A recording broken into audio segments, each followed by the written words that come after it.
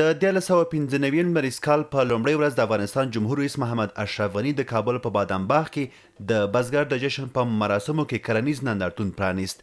د جمهور رئیس غني په وینا په نوي لمریز کال کې به د کرنې او مالدارۍ برخې ته په جدي توګه پاملرنه کوي او په پام کې ده چې له 21 څخه تر 29 پورې د اوبو بندونه هم جوړ کړي. ښاغلي غني په خپلو خبرو کې وویل تر څو چې کورنیو تولیدات ته پاملرنه ونه شي نو تر هغې به په بهرنیو تولیداتو تکیه ولاړوي. د همدارس کورنیو تولیدات ته په دننه افغانستان او بهر کې د بازار موندنې ته هم اشاره وکړه. سږ کال به په بنیادي توګه په مخکې لاړ سو.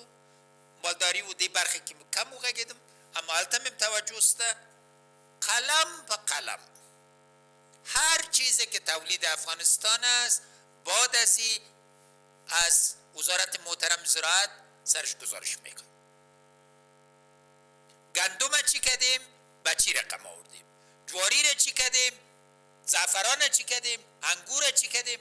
تا توجه ما به هر قلم تولیدات ما نباشه و بر ازی بازار پیدا نکنیم زندگی خود برش توجه نکنیم. بلخوا 1995 لمریز کال افغانانو په خوښیو او د طبیعت د ښکلا په لمانځلو سره پیل کړ. د نوي کال د نوي ورځې د لمانځلو په مراسمو کې د کابل په کارتي سخي کې د جنډې پورته کولو پر مهال په سلګونو ښاریان راټول شوي وو.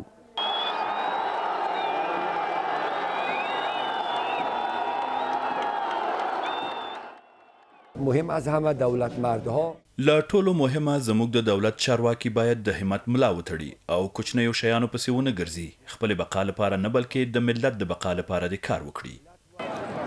دلته د ځوانانو ترمنځ دودیزې لوبې هم ترسره کیږي چې ډیری خورا مشهورې هم دي. ځوانان وایي چې د کال په لومړۍ ورځ دوی خوښي کوي او هیله لري چې ټول کال په خوښیو سره تیر شي. هیله ده د دولت د مقامات څخه د لوړې مقامات څخه دا دی چې افغانانو دپاره د کار انسان برابر کې او یو صلح امنیت دا په افغانستان کې برابر کې. امیدم از یک سال هیله مې ده چې سږ کال په افغانستان کې سوله او ثبات ټینګ شي. دلته د لوبو په ځایونو او ټپو کې د خرڅلاو بازار هم ګرم دی. د هرې طبقې خلک د خپلې خوښې توکي پیري. ښه ده موږ بازار ښه ده خو نسبت د نور کالونه نن کال بس هغه ده بس لږ بیروبار کم ده د باران له وجې نه هوا لږ خرابه ده. که ویله لرو شي بس نور کالو کې هم دغسې امنیت تامین وي بس موږ سودا وشي همداسې بیروبار جمع شي. د نوي کال له پیل سره نوې هیلې هم راژوندي کیږي. دا ماشومان هیله لري چې په افغانستان کې سوله راشي تر څو وکولی شي په آرامۍ کې ژوند وکړي. له جناب رئیس جمهور نه غواړم چې امنیت ټینګ کړي، ځانمرګي ورک کړي او زموږ راتلونکی غوره کړي. کم کنه و آینده ما را بهتر کنه. نوی کال د ډیرو لپاره په افغانستان کې نوی پیل دی.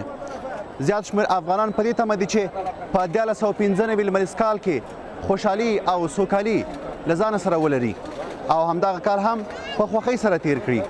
وحید الله فیضي، اشنا تلویزیون، کابل.